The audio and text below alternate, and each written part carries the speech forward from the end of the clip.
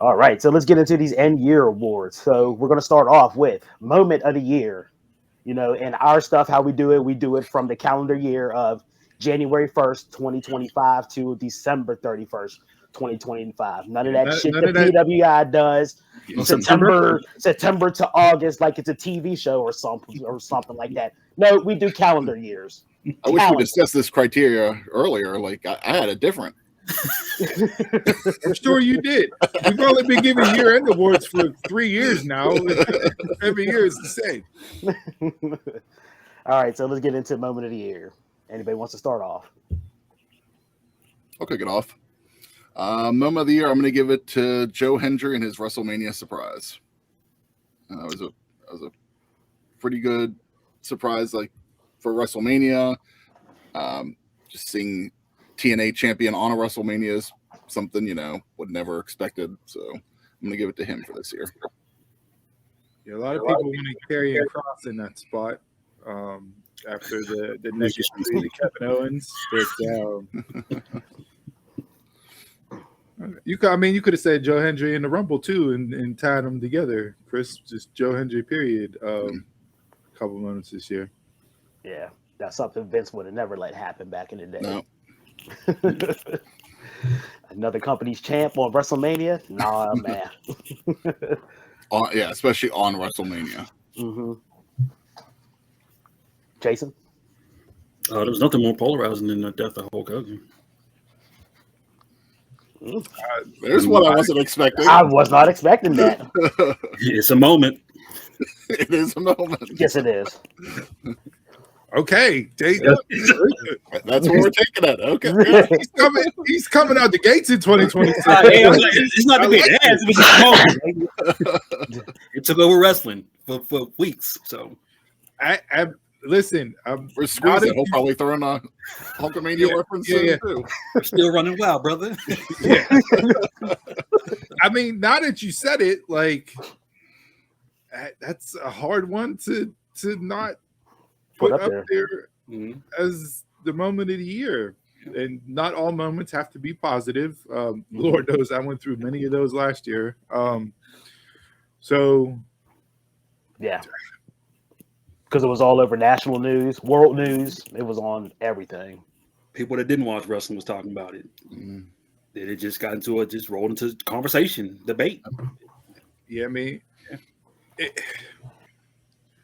we discussed it, and talked about it in detail.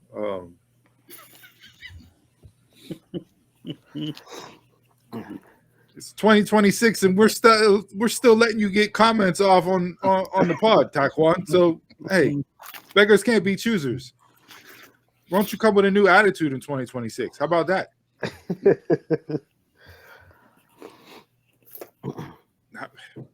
Hogan threw me off. I was not. Yeah, it threw me off. I wasn't expecting that, but yeah, very true. When it comes down to the nuance of it, yes, for sure. Steve, moment. I debated a couple different things here. I know we've said certain crowds can impact a moment. I'm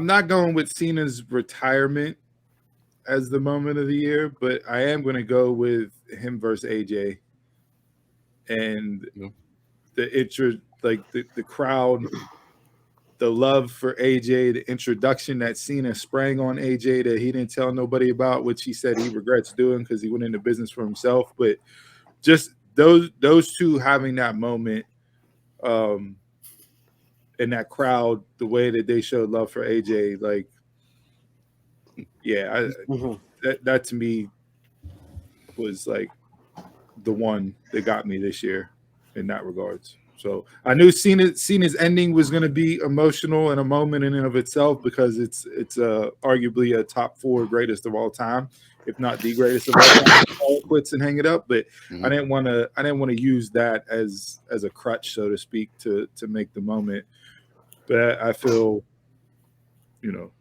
that him and AJ and that introduction, that crowd, Paris just absolutely loves AJ Styles. So give me them two. Nice. Yeah, definitely good. It's a good one. My moment of the year, it'll be a little foreshadowing, so you guys know. But when Dom, all 5 categories. when Dom Mysterio took the mask off at the AAA event and the crowd lost it, from that moment on, from Japan to Mexico to the States to the UK, made him an instantaneously superstar in all professional wrestling. I think the moment of 2026 is Donald using the word instantaneously. Now I got Joe Hendry's theme song in my head. London, Paris, and Tokyo.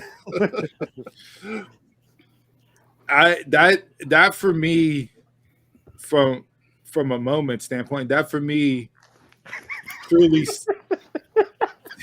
What did Punk say? You're already sitting on it and doing tricks. Yeah. That's a great line, by the way, that he got off on Monday night. But no, that cemented Dom as a guy. There were plenty of wrestlers that were coming out throughout the year that were talking about Dom Mysterio, Cena and Cody being the top 2 that were literally sitting on it and doing tricks. The shine they were giving that dude, but that, and because it happened outside of the typical WWE bubble, it really showed. And granted, Mexico's a little biased because of the Mysterio name and what Ray and his uncle have meant. Eddie, the whole 9 yards, but just the absolute pop of pops. That's arguably pop of the year if we're going by crowd reactions. There's been a couple this year, but that one is up there for sure. Mm-hmm. That was a good one. Nobody had seen his heel turn? No surprise. Nah. Was that even on anybody's debate list? Seen his heel turn? It was gonna be my second one. Cena overall was on my list in a couple areas, but nah. All right. I guess we really are on to new things, new beginnings, and you can't see me. Although, listen, we're 3 weeks or 2 weeks removed from Saturday night's main event, right? 3 weeks removed. I feel like they've been talking more about John Cena in those 3 weeks than they did the whole 12-month run that he was on TV. Like, how you got Miz talking about Cena last night? Gunther Gunther I get, but yeah, I mean, you don't know what you have till it's gone. Keep the name alive. we shall see. That one's for Steve. We'll be on breakout. Hey, I did have the work shoot from WrestleMania on Sam Roberts as my number 2. Moment. Yeah, my number 2 moment was that work shoot promo that cross-cut on Sam Roberts after Mania. The good soldier. You want to know what a good soldier gets you? Like, yeah, that's one promo where I watched it and what? No, and then why I ain't lying, because I've been on this show for 5 years talking about Karrion Kross damn near the entire time. But that's a moment from a promo perspective that like gave me chills. Mm-hmm. And I'll occasionally get those throughout the year, but clapping it and throwing it back, Taquan. With Juvenile playing in the background. Okay. All right, let's move on to Feud of the Year. Chris. Go ahead, Chris. Listen, whenever it came down to it, there was only one that actually was my Feud of the Year. There was no debate. Jason versus the IWC. Jason versus the IWC. Are you serious? I was joking. 100%. Only thing that entertained me this year for a feud. This guy's pulling a Jason and stole his homework. Did not care. Jason was like, "How dare you? That's my feud." Did not care about anybody else's feud except for Jason versus the IWC this year. Hey, I think this is going to be going strong next year too. I'm already. I'm here for it. You got my money to buy the ticket. Jason. I don't know if you want to call it a feud, but it was the whole. I don't want to call them the Trinity, Naomi, Jade, Bianca storyline. Just that whole storyline going through is what really interested me this whole year. Still waiting to see for the payoff because there's still going to be a payoff. Long-term storytelling. Yeah, Hey, That's a long-term storytelling. nobody ever would think that a broken finger would Ooh. keep somebody out damn near a year. Yeah. And every time she showed it, like nothing changed. Yeah. Just one big ass knuckle. Pause.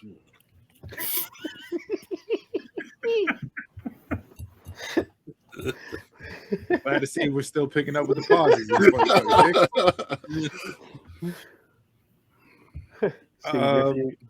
Yeah, I'm sticking with Jason on the women's aspect of things. Mine is Timeless Tony and Mariah May. Just completely. There was no. You couldn't nitpick a single thing they did, and the way that it ended just capped off everything that was those two. And I know it carried over a little bit, but it really, truly was the feud that I felt out, everybody this year from a character standpoint, from a match standpoint, match quality standpoint. It had everything that you want in a feud in pro wrestling. Agreed. So it was on my short list. The only reason why I didn't was because it was so early in the year. But yeah, that could have been. And there was, like, thinking back on this. Or go ahead, Don. I'll give yours first, and then I'll bring up my comment. Okay. My feud to rise along with Chris's. It's the fans versus TKO, WWE, and ESPN. Everything from the booking that they've got on the bookers, Triple H on everything, to the high ticket prices, to the extremely flawed rollout of the ESPN app. I mean, that was the feud this year. Wasn't even in the ring. It was everything outside of the ring with the fans and stuff going on. And that's going to be a feud going on for decades until they figure something out. But it really like amplified this year with the ticket prices and the ESPN app. So just giving these recaps and these moments, feuds of the year, there wasn't really anything that truly went that long of a run that left the impression to make it feud of the year. Like, for example, Aleister Black and Damian Priest wrapped up their feud last night on SmackDown in the ambulance match. That's a 6-month feud that they had. That might be the longest one you had all year. I mean, outside like Punk and Seth. Did Hangman and Swerve roll over into this year? No. Because I mean, not this year, but last year a little bit. Yeah, the beginning of last year. Yeah. But I mean, AEW wise, like, even them, I mean, what, the Young Bucks versus the production truck was the longest feud they had this year? Hurt Business versus Ricochet. Death Riders versus everybody. Ricochet. Yeah, Death Riders versus everybody. Yeah, it was not a year of feuds that captivated. We'll cover that eventually, Donald. Mm-hmm. Yeah, Death Riders versus Ed. Yeah, everything was short. Yeah, no like real payoff.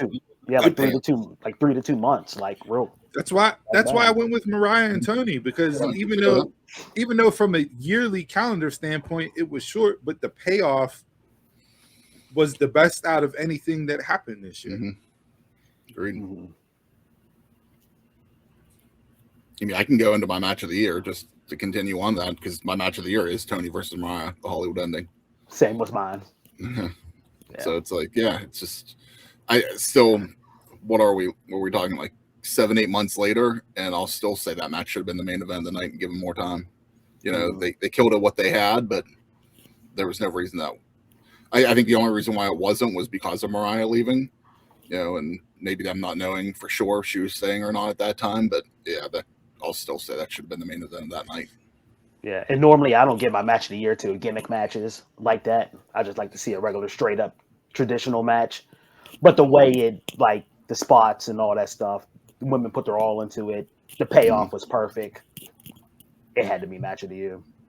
That's saying something from AEW's aspect because of that's all they do is put on matches.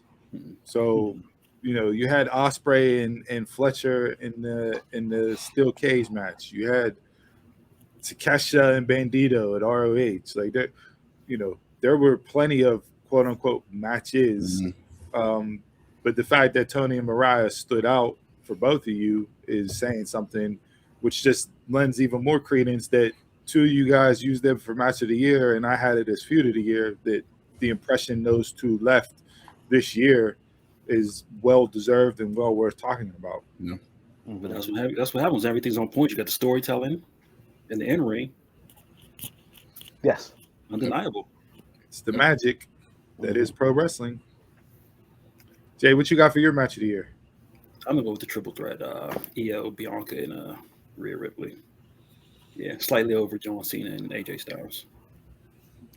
okay, Io's been lights out this year, so very much. Yeah, I kept flip flopping on this, and that triple threat match was the one. The other one that I'm going to give my match of the year to involves 2 out of the 3, and another third that's much like the other, but just a different individual. I'm going Io and Rhea from Evolution with the Naomi cash-in. Okay. Those two, the match was absolutely phenomenal. They have such natural chemistry between them two. Both of them are top 5 women across the board. And then you add in the cash-in and Naomi getting the belt. It just wrapped up everything that we like to see in pro wrestling, like Jay said. But the triple threat was up there for the longest time, and I kept flip-flopping back and forth. You could ask me tomorrow, and I could argue for the triple threat. So it's just crazy that all 4 of us picked women's matches. I was just going to say, if you listen to this show weekly, you know how we feel about women's wrestling. So I don't think it came as a surprise, but it's definitely another highlight in 2025.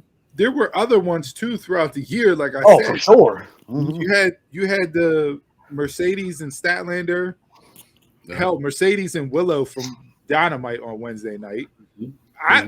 I just from Stardom Queendom, you had Bozilla versus Megan Bain, and that was up there. I know a lot of people may not have seen that one yet, but those two ladies were lip slapping like no other. It was James is out there going at it. So yeah, women definitely stole the show this year.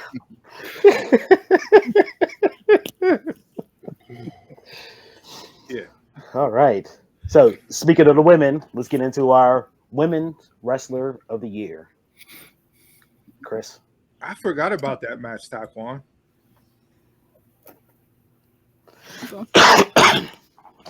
Yeah.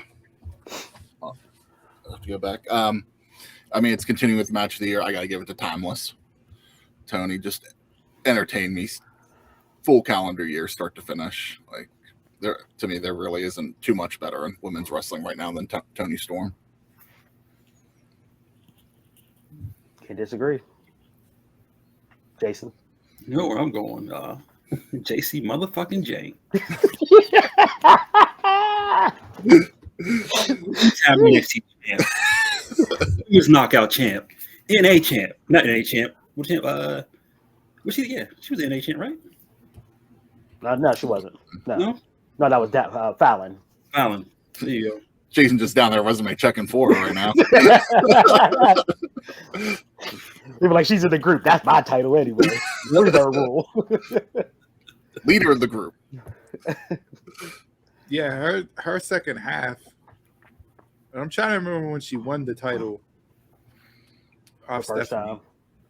Yeah, but her last 6-7 months for sure. Was that Wasn't it May? Was that their mania event? I forget what they call them. What do they call it? Stand and deliver. Stand and deliver. Yeah, I think it was stand and deliver. I thought she won it on a episode. Yeah, I did too. Yeah. The first one. First one. I think Stand Deliver was on TV. Wasn't it, or was it? I don't remember now. No, it was that Saturday before WrestleMania. Yeah, because that's when Stephanie got called up, so they had to take the title off.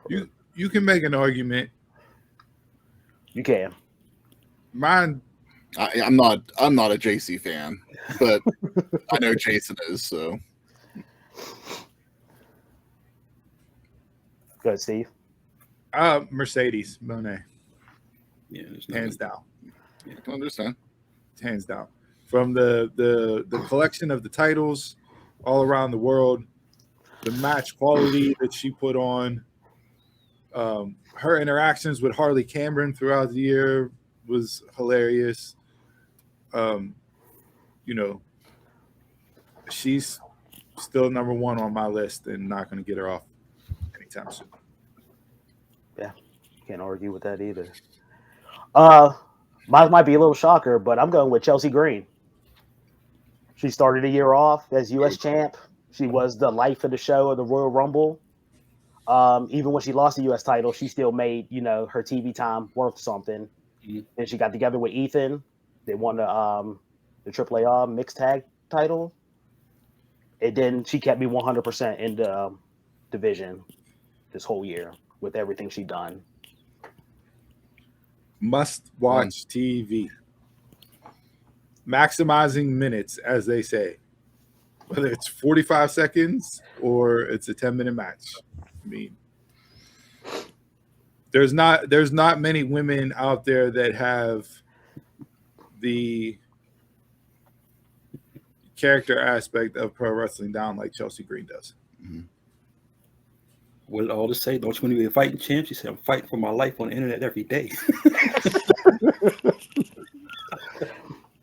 Her and Cardona work well together. Yes, they do. It's a good match. Taquan had EO, and it's hard not to put EO up there with her match quality this year. Sure. That's fine. He said for consistency. Yeah. EO for accolades, it probably would have been Stephanie Bakir. See, there's a lot of hate coming Stephanie's way now. I don't get it. And it's because the Fed or WWE. Don't be that guy. Don't call us Jones now. Jones.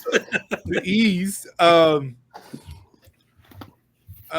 lot of people say that she's just been reduced to a one-hit wonder. And the wrestler she was outside of WWE to what she is inside WWE is completely different. I'm not saying they're 100% right, but I can see the argument. You can say the same thing about Julia, too. I was going to say there's a lot of shit coming after last night. Yeah, I like I said, the Julia, Chelsea, that we'll get into all that with my mush when we get there.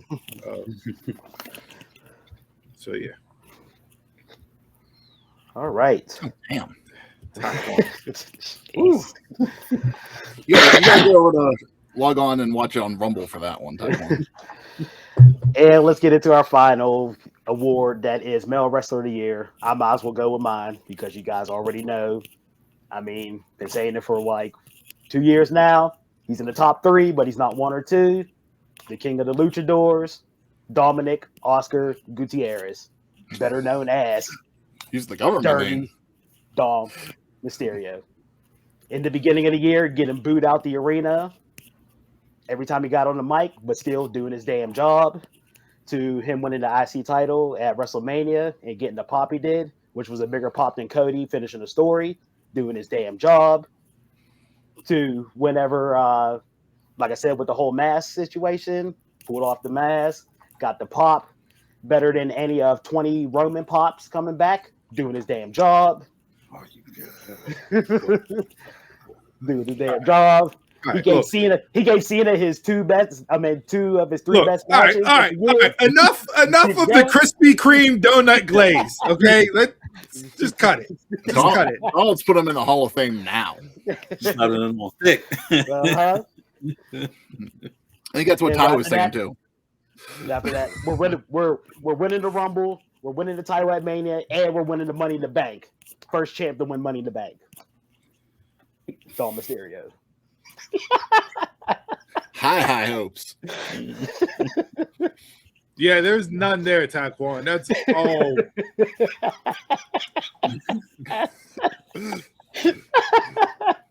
Go ahead, Chris. The category in and of How the fuck itself. do I when follow you do that? so. The man, the myth, the legend, Leon Slater. Wow. I mean, I've been a fan of Leon right as he got signed to TNA 2 years ago. He's had a great 2-year run in TNA, but I think, this year he really showed full potential, being youngest X Division champion, all the time he spent on NXT and WWE events. I think some AAA events was thrown in there, like across the board. He delivers every time he goes out there. Looking forward to seeing what he brings in 2026. I'm going to stay on your wavelength. It's sad that Elliott had he just started getting the ball rolling because he would have been tops, but I'm gonna go with Javon Evans. The man has been anywhere and everywhere. 4 or 5 days a week. You need him on the show, he's there. Yep. Selling out. I think, what was it, 2 weeks ago, he was on, 2 or 3 weeks ago, he was on every single show. Like, it's crazy. With those two, Yeah, I just don't like the losses they're taking. Yeah. Good. Yeah, but busted open with Dreamer and Bully and LaGreca. They did who makes the most impact in pro wrestling in 2026. Not who's going to have the best year, who's going to have the most impact. And Tommy said Javon and Leon. And it's hard pressed not to see bright things in both of their futures. Yep. We'll see where Javon ends up. He did not, you saw a Trick on SmackDown last night. Mm-hmm. 3 hours. I think you would want either Javon or Oba both to be on SmackDown, but maybe Javon ends up on Raw. I don't know. But yeah, it's something. Both of those names can come up again when we do this show next year to recap 2026. I think in some form. Yeah, I'm sticking with the youthful movement too, although he's not as young as those two. But to me, he carried the momentum from 2024 into 2025 and absolutely came into his own, both character-wise, promo-wise, and in-ring. He had arguably some of the best matches that a certain company has seen. I'm going with the proto-star Kyle Fletcher. Yeah. Future of AEW right there. Yes. 100% can Yes. see Kyle Fletcher with the AEW World Heavyweight Championship this year. Just get him out of the Don Callis family. I don't know if we'll have it this year, but it's coming. And the more I hear him do interviews and the more I hear him break down things and everything else, he's somebody that I'm starting to get behind more and more. Already he similar to the Dom Mysterio in that aspect, where getting booed as soon as he touched the microphone, everything right, to just matches winning over the audience. And you can go down his list this year. It's hard to find a stinker. Yeah. So say what you will, but he put on 7 matches with Mark Briscoe, and I don't think they had a dud. I don't know too many Fletcher matches that are. Yeah. Yeah, I don't see too many duds in Fletcher's future or past. Yeah. I like, we all pick people under 30 or right at 30 and not even realizing it. Yeah. And had all women's matches. It's a change. Yeah. It's time for the companies to make a change, Like they say, Kenny Omega's ready to get back in the title thing. Like, come on now, like. Yeah, Let but him that's move on. more that's more of a last run. Yeah. Time to move on. I think that's part of We it. all last runs. Yeah. Time to move on. I think that's going to be the 2026 theme. Yeah. They saw what they could do in 2025 with him. Just like, we're just going to continue this on. One more match. Even Mercedes said this is going to be her last year of wrestling full time. Her contract's up in 2027, so she'll be back in the WWE. One last run. Yeah. Not, Everybody gets one last run. yeah. That's the 5-year plan in wrestling. One last run. Take the money and run. All right, those are our end of year awards. Anybody have any predictions for this year? Just make it better. That's it. Just I want to be entertained. That's it. 2025, there were some bright spots that we talked about, but overall was not entertained as much as I feel I should have been. Cody Rhodes will turn heel in 2026. Everything about him screams heel. The man last night, 2026, showed up in suspenders under his suit jacket with high water dress pants and cut that promo he cut. That's it. We're going to suspenders for heel now. Suspenders definitely a heel move in 2026. Definite. That's like an old Bond villain. Yeah, that's a reach.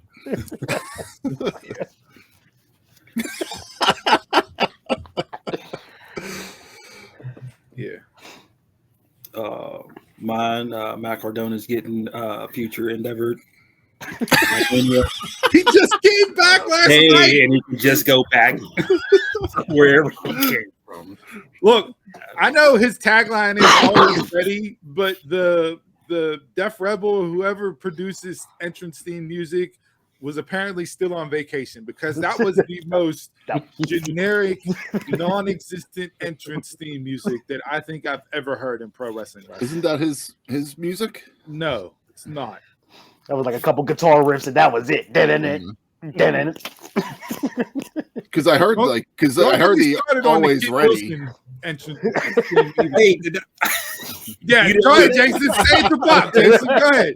Go ahead. Hey. Say it to Bob. Agree with the rest of the internet. Yo, that entrance music is kind of tough. No, it's not. My man, you talking about future endeavor. He might as well just pack his bags and leave now because that entrance music and that gimmick is for sure to get you fired. No, with the Tron and everything. That's up there with his I fight toxic masculinity type gimmick. It's up there with the Red Rooster. You might as well just count your paychecks now, save everything you can, and then go work on the indies because your career is over there, bud.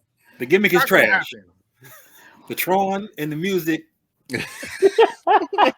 decent.